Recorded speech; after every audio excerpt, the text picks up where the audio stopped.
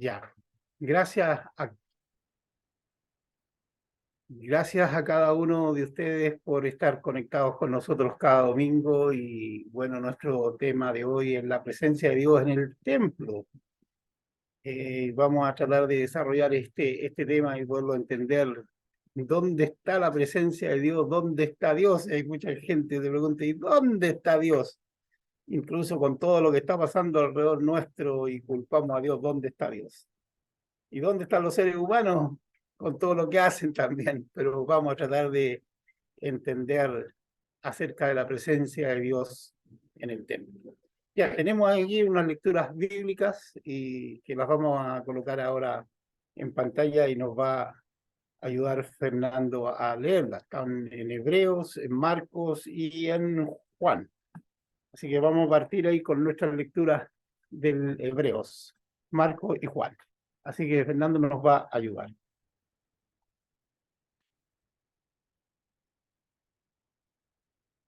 Muy buenos días, hermanos y hermanas. La palabra en Hebreos, capítulo 8, versículo 1. Ahora bien, el punto principal de lo que venimos diciendo es que tenemos tal sumo sacerdote, el cual se sentó a la diestra del trono de la majestad en los cielos, ministro del santuario y de aquel verdadero tabernáculo que levantó el Señor, y no el hombre. Porque todo sumo sacerdote está constituido para presentar ofrendas y sacrificios, por lo cual es necesario que también éste tenga algo que ofrecer. Así que, si estuviese sobre la tierra, ni siquiera sería sacerdote, habiendo aún sacerdotes que presentan las ofrendas según la ley, los cuales sirven a lo que figura y sombra de las cosas celestiales, como se le advirtió a Moisés cuando iba a erigir el tabernáculo, diciéndole: mira, haz todas las cosas conforme al modelo que se te ha mostrado en el monte. Pero ahora, tanto mejor ministerio es el suyo, cuanto es mediador de un mejor pacto, establecido sobre mejores promesas. Porque si aquel primero hubiera sido sin defecto, ciertamente no se hubiera procurado lugar para el segundo. En el capítulo 9, versículo 4, dice Hebreos: el cual tenía un incensario de oro y el arca del pacto cubierta de oro por todas partes, en la que estaba una urna de oro que contenía el maná, la vara de Aarón que reverdeció y las tablas del pacto. Lectura de Marcos, capítulo 13, del 1 al 2. Saliendo Jesús del templo, le dijo uno de sus discípulos: Maestro, mira qué piedras y qué edificios. Jesús respondiendo le dijo: ve estos grandes edificios, no quedará piedra sobre piedra que no sea derribada. Y Juan, capítulo 2, 19, Jesús respondió y les dijo: destruid este templo y en 3 días lo levantaré. Hermanos, esta es la palabra del Señor. Gracias. Adelante, mi pastor.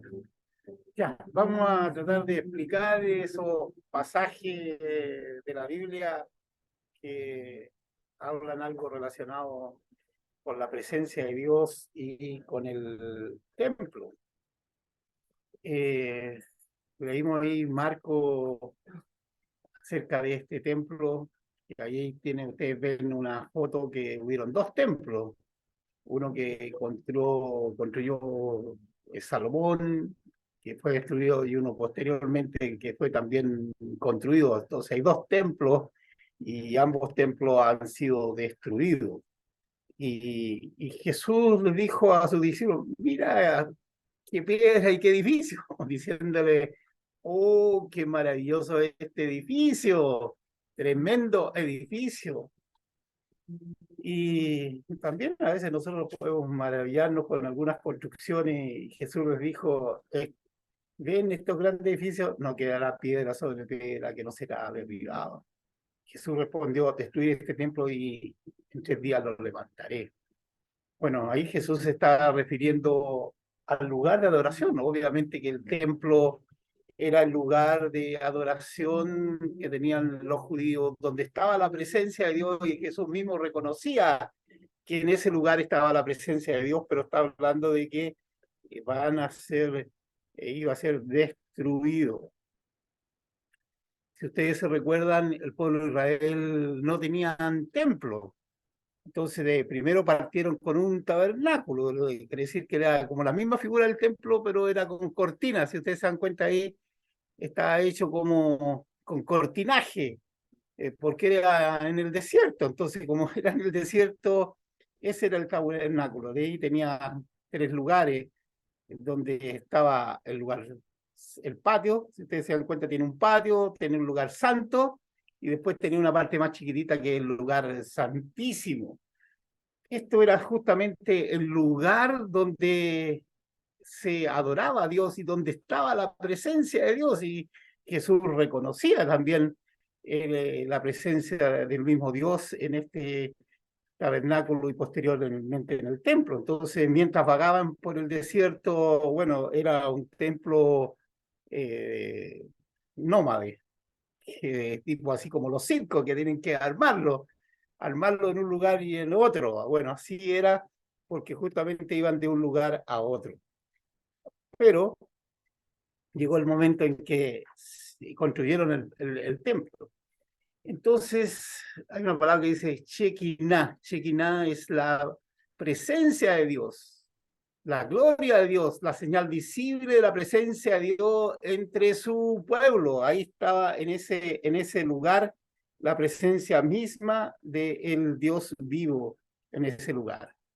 Ya, ahí está justamente los 2 templos, la reconstrucción del primero y según la construcción de ambos. Ahí estaba en las fotos supuestamente ahí del templo que era muy parecido el primero y el segundo. Uno por Salomón y otro que fue justamente destruido en el año 585 antes de Cristo por Nabucodonosor, y el de Salomón, que también ese fue destruido. Entonces el segundo templo fue destruido en el año 70 después de Cristo. Y ambos templos entonces reemplazaban a ese tabernáculo que era la forma visible de cómo se mostraba ese lugar. Ahora, obviamente los datos históricos es que Abraham construye un altar a Dios, ¿no es cierto? Y eso es 2000 años antes de Cristo, y también Dios les da las tablas de la ley, y el año 953 Salomón construye el templo, y el 587 está la destrucción de ese templo por Nabucodonosor, y después está la reconstrucción del segundo templo, y el año 70 después de Cristo fue destruido, y quedó solo una muralla, y ahí está también la mezquita de la roca, y donde está la cúpula de esta mezquita que se ve en las fotos que uno ve de Jerusalén. Y bueno, lo que había dicho Jesús, que ese templo puede ser levantado en 3 días, y él le dijeron, oye, pero ¿cómo? Si este templo se demoraron 46 años en construirlo, ¿cómo en 3 días lo vas a levantar? Y esto se refería a su cuerpo, se refería al centro de adoración que es Jesús. Ya, aquí vamos a comentar un poco y entender cómo funcionaba este templo. Tenía 3 partes. Uno, el atrio o el patio. El patio, si ustedes se dieron cuenta en la foto ahí, era la parte de afuera, ¿no es cierto?, de estas como murallas del templo, porque el templo estaba como cerrado, ¿no es cierto?, o con cortinas cuando era tabernáculo, y después, y ahí estaba el atrio o el patio, ¿no es cierto?, y había un altar de sacrificio, había una fuente de bronce, y también después estaba el lugar santo, y había una mesa de los panes, había un incensario y un candelabro. Y también estaba esta arca del pacto, que era como una caja, ¿no es cierto?, cuadradita, pero esa caja contenía 3 cosas: la ley, el maná y la vara de Aarón.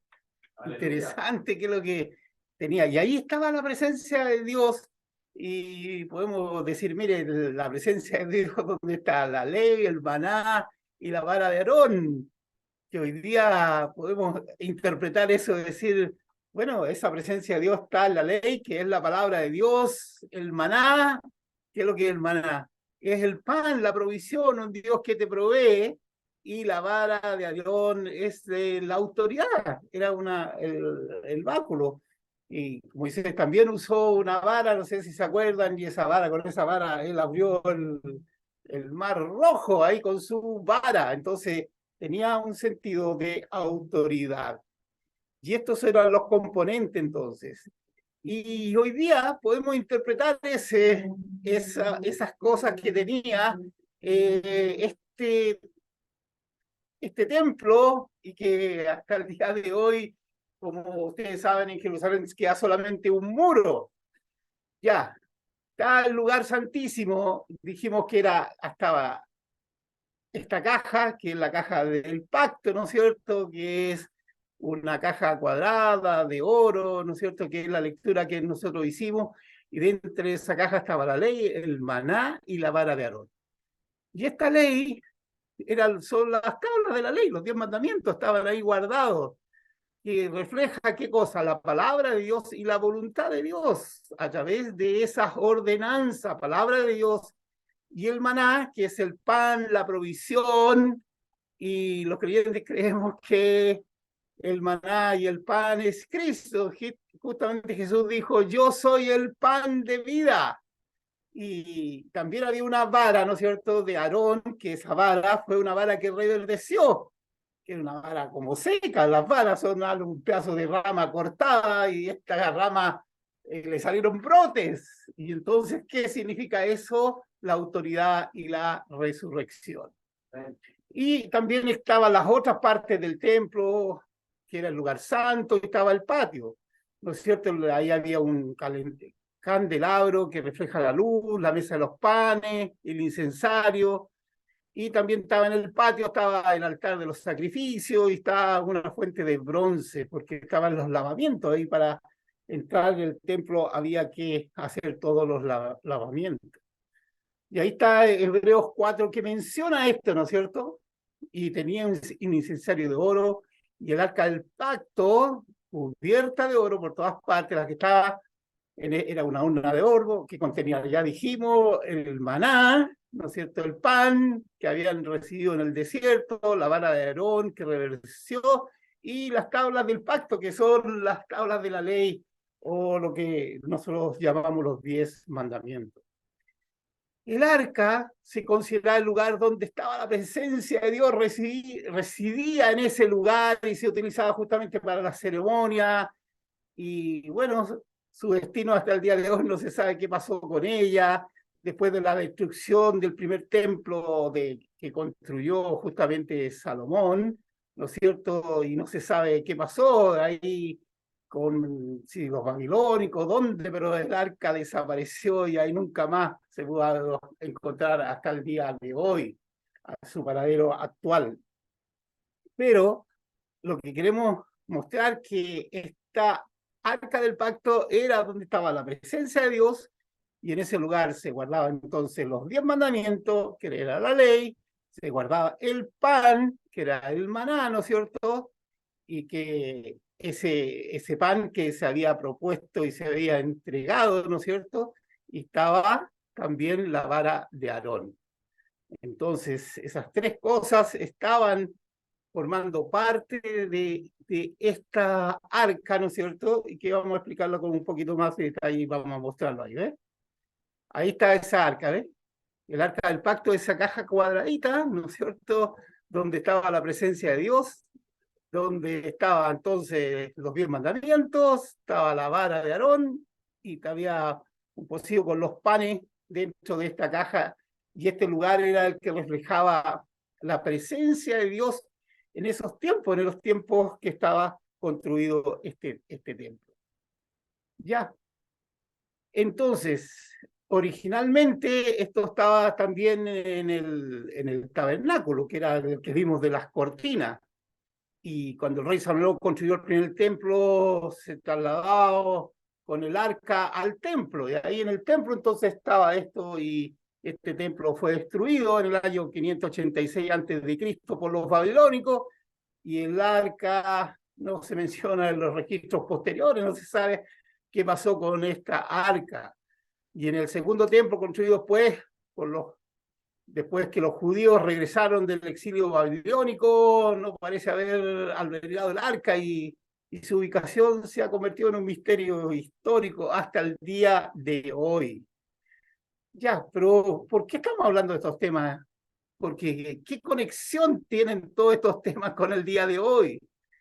Está resaltando la supremacía, ¿no es cierto?, de que hay un sumo sacerdote que entraba en ese lugar santísimo una vez al año, y entraba con un traje y con unas campanillas, y lo amarraban incluso con un cordel por si algo le pasaba, porque nadie podía entrar a sacarlo. Entonces con un cordel, si le pasaba algo, lo sacaban con un cordel, porque ese era el lugar, ¿no es cierto?, santísimo, donde estaba justamente estos tres elementos, ¿no es cierto?, del templo, y que era la presencia misma de Dios en ese lugar.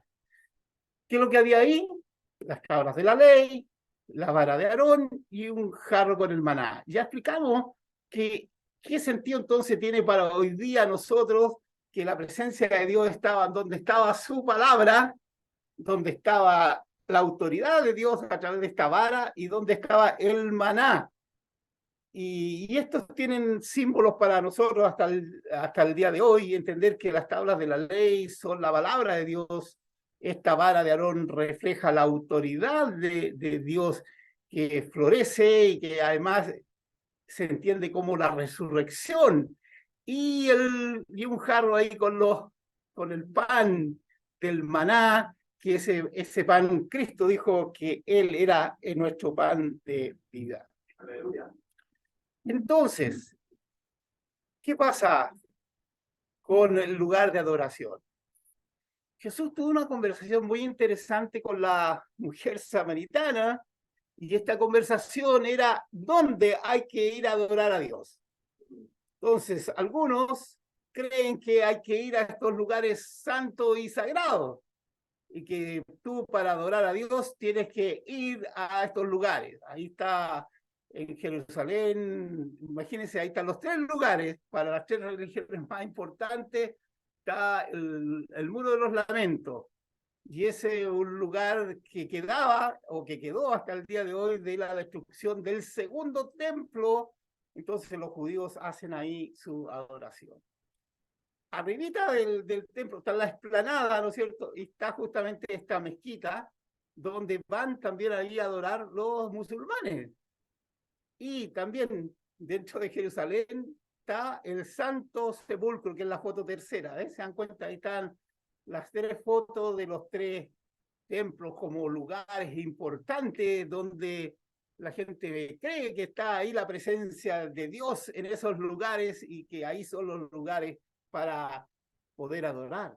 Pero Jesús tuvo una conversación con esta mujer, y la mujer samaritana le dijo: mira, nosotros adoramos en este monte, y nosotros en este otro, en Jerusalén. Entonces, y Jesús le dijo: mira, mujer, va a llegar el día en que la adoración no es en este lugar ni en este otro, sino que Dios busca a los verdaderos adoradores que le adoren a Dios en espíritu y en verdad.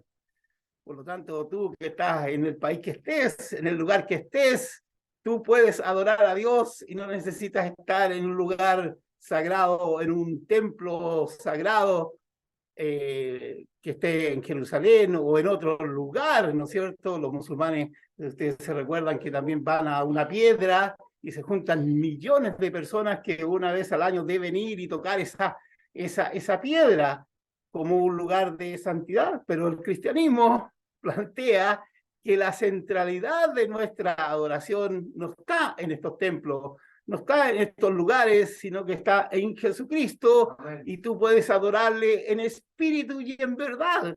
Y no necesitas un lugar físico para poder adorar a Dios.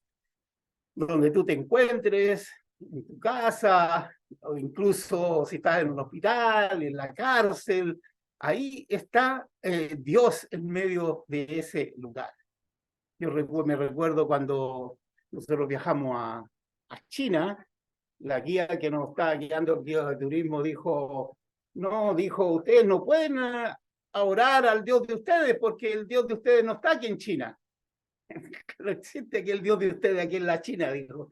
Así que no se puede orar. Pues. Entonces yo tuve que explicarle que nuestro Dios era en espíritu y en verdad, y que estaba en todos los lugares, que no necesitábamos un lugar físico donde poder encontrar a Dios. Entonces ya veía que la adoración era por si había un templo, si había un lugar. Bueno, como no veía que ese templo, ese lugar, decía, no, pues el Dios de ustedes no está aquí. Y Jesús se plantea como el verdadero templo y un templo que es su vida, su cuerpo, su persona, ¿no es cierto? Es el centro de la adoración y no es un lugar físico determinado en determinado lugar santo o sagrado. Qué interesante entonces lo que plantea el cristianismo y su universalidad, porque puedes estar en cualquier país del mundo y te puedes conectar con Dios a través de la persona de Jesucristo. Jesús es el único mediador entre Dios y los hombres como ser humano, como persona, que se encarnó y vino a mostrarnos el amor y la gloria de Dios y no a través de un lugar físico o un templo sagrado. Creo que es relevante entender esto en estos tiempos. Y la conclusión, estamos concluyendo, porque además el apóstol Pablo, miren lo que dice en relación ahora a las personas. ¿No saben que ustedes son templo de Dios y el Espíritu Santo habita en ustedes? Está haciendo una pregunta, está diciendo, ustedes no saben, ahora está diciendo que las personas, tú y yo, somos templos del Espíritu Santo, quiere decir, ¿dónde mora Dios? Porque uno dice, ¿dónde vamos a ubicar a Dios? ¿Dónde en un lugar físico? ¿Dónde lo podemos ubicar?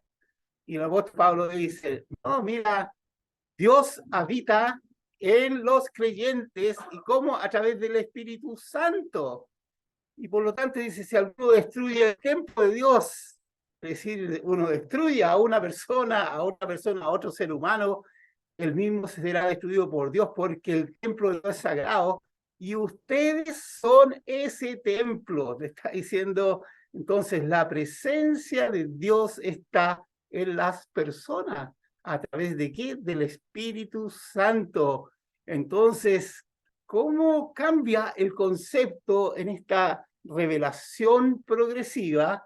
Porque claramente en el Antiguo Testamento Dios usó tabernáculo en el desierto, Dios usó también ese templo como un lugar de la presencia de Dios, pero después el verdadero templo deja de ser ese lugar físico y pasa a ser justamente Jesucristo, nuestro centro de la adoración. Entonces ya no necesitamos un templo físico. Ese templo, ¿no es cierto? Cuando Jesús fue crucificado en la cruz, el lugar santo con el lugar santísimo era separado por una tremenda cortina. Y esa cortina, ¿no es cierto? Cuando Jesús fue crucificado hubo un gran terremoto y esa cortina se rompió completamente y el libro de Hebreos y la Biblia dice que nosotros tenemos ahora acceso directo al lugar santísimo. Aleluya. De ese templo. ¿A través de quién? De Jesucristo, porque Él es nuestro sumo sacerdote. Entonces Jesús es superior al templo, Jesús es superior al sacerdocio, porque Él es el sumo pontífice, el sumo sacerdote es Jesucristo y es el mediador entre Dios y los hombres. Interesante entonces poder concluir esta conclusión. Y con más detalle, cuando le dice, vosotros sois templos vivientes, le está diciendo a las personas, a los creyentes, tú y yo, somos templos vivos, quiere decir, somos manifestantes de la presencia de Dios viva. ¿Por qué? Porque antes Dios se manifestaba en estos lugares, en esta arca del pacto, en estos templos, en estos tabernáculos, ¿no es cierto? Ahí se iba y estaba la presencia de Dios. Y ahora está diciendo, no, ustedes, las personas, los creyentes, son el templo de Dios y Dios está ahí. Entonces, ¿qué muestra que la presencia de Dios está justamente en la vida de los creyentes para santidad, para pureza y para mostrarnos el poder de Dios en nuestras vidas? Y por lo tanto hay una gran responsabilidad y que tiene que ver incluso con nuestro cuerpo, del cuidado de nuestro cuerpo, porque Dios mora en ti como persona, como ser humano. Dios está ahí. También tiene una relación personal. La idea es que el Espíritu Santo que habita en los creyentes, ¿no es cierto?, es algo personal. Personalmente Dios se relaciona contigo y no una relación que antiguamente era a través de sacrificios, a través del sacerdote, porque el perfecto y suficiente sacrificio ya fue hecho por Jesús en la cruz. Y también somos templos vivientes porque somos una comunidad. Se refiere a individuos ahora como templos vivos, ya no templos de ladrillo, sino que tú y yo somos templos y estos templos, cada uno de nosotros, somos los que reflejamos la presencia de Dios. Ya, espero que haya quedado relativamente claro de entender quién es este verdadero templo y esta verdad de Dios sobre nuestras vidas. Señor, gracias por esta palabra, de poder entender estos lugares santos y sagrados para muchas personas en el mundo hasta el día de hoy, pero que el verdadero templo, tú eres Jesucristo, es nuestro verdadero templo en el cual nosotros hemos concentrado y tú has querido concentrar la adoración. Y ahora, Señor, queremos también ofrendar a ti y aportar de lo que tú nos regalas cada día. Así que si tú nos sigues también por redes sociales, ahí en pantalla tú puedes ver esta cuenta donde tú puedes hacer tu depósito. Así que ahora nos vamos a preparar para ofrendar, pero también para tener este cántico que vamos a hacer todos juntos. Y decirle a este Jesús que está aquí, como en templos vivos, en cada uno de nosotros que somos templos vivos y no necesitamos ir a un templo santo y sagrado para conectarnos con Dios.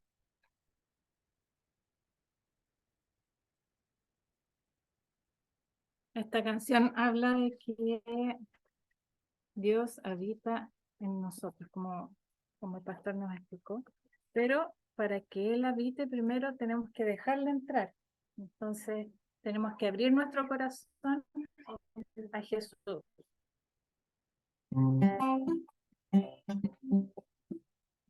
Jesús, estoy aquí. Jesús, esperas de mí. Mis manos están vacías. ¿Qué puedo ofrecerte?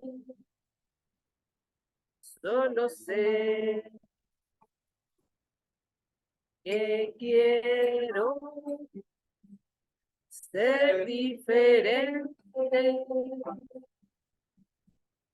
Jesús,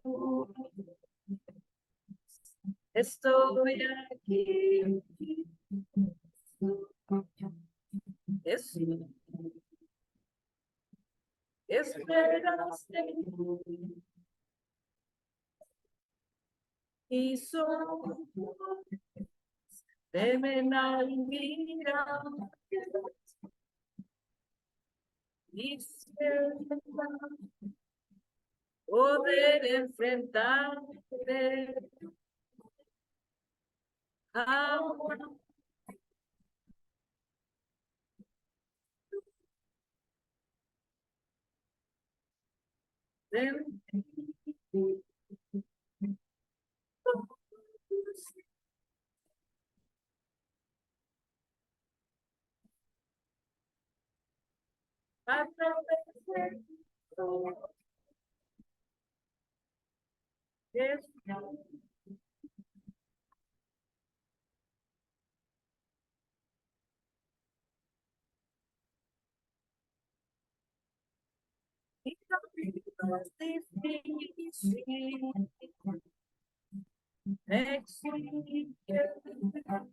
Abrir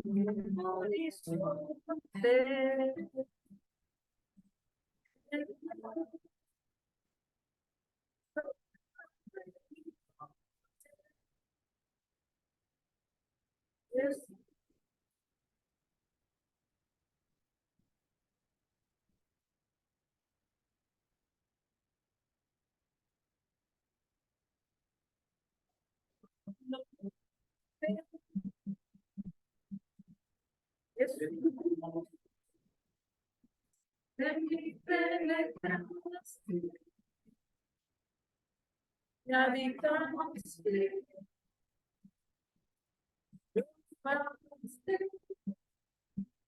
Y hoy vives en mí.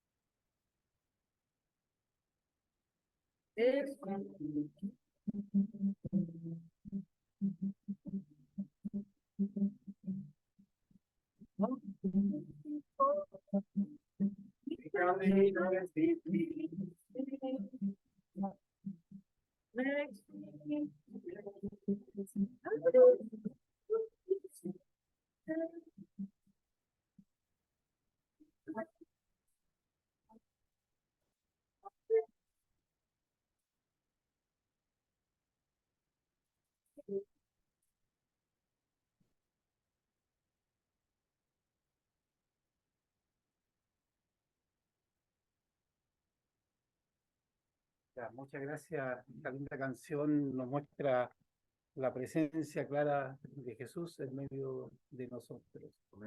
Y bueno, queremos ahora despedirnos de cada uno de ustedes, los que nos siguen a través de las redes sociales. Nosotros ahora vamos a tener un tiempo de compartir la comunión todos juntos, así que queremos pedir ahora la bendición para todos los que nos siguen a través de las redes sociales.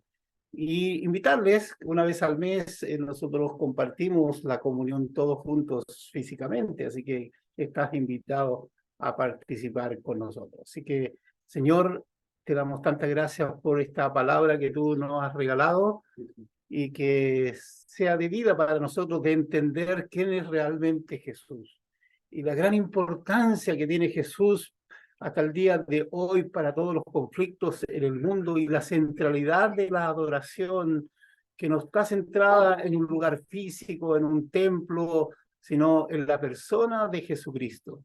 Así que, Señor, te bendecimos en esta hora y gracias porque esta palabra nos permite aclarar y entender esta verdad revelada a través de la persona de Jesucristo. Gracias por tu muerte en la cruz y por a través de ese sacrificio ser el Cordero Pascual que bendice nuestras vidas y es el motivo de ejemplo y modelo para nuestras vidas.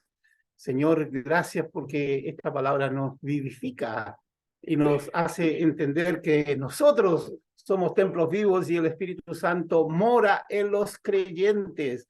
Y esta palabra viva sea profundamente en nuestras vidas. En el nombre de Cristo Jesús, nuestro Señor. Amén. Ya, nos vemos el próximo domingo a todos los que nos siguen a través de las redes sociales. Muchas gracias y hasta el próximo domingo.